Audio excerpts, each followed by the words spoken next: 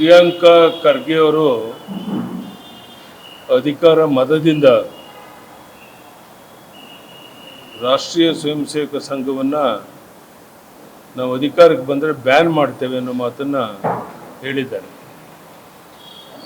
ನಾನು ಪ್ರಿಯಾಂಕಾ ಖರ್ಗೆ ಹೇಳಕ್ಕೆ ಇಚ್ಛೆ ಪಡ್ತೇನೆ,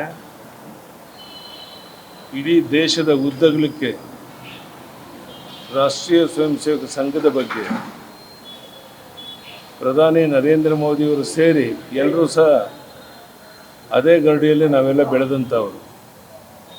ಅಂಥ ಸಂಘಟನೆಯನ್ನು ನಿಷೇಧ ಮಾಡ್ತೇವೆ ಅಧಿಕಾರಕ್ಕೆ ಬಂದರೆ ಅಂತ ಹೇಳೋ ಮಾತು, ಮೊದಲನೇದು ನೀವು ಅಧಿಕಾರಕ್ಕೆ ಬರೋದು ಕನಸಿನ ಮಾತು.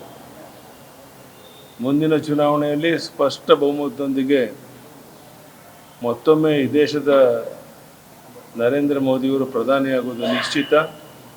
ಇಂಥ ಹುಚ್ಚುತನದ ಹೇಳಿಕೆಯನ್ನು ಕೊಟ್ಟು ಜನರ ಮುಂದೆ ಹಗುರ ಆಗಬೇಡಿ ಅಂಥೇಳಿ ಈ ಸಂದರ್ಭದಲ್ಲಿ ನಾನು ಅವ್ರಿಗೆ ಒತ್ತಾಯ ಮಾಡ್ತೇನೆ, ಸಲಹೆ ಕೊಡ್ತೇನೆ.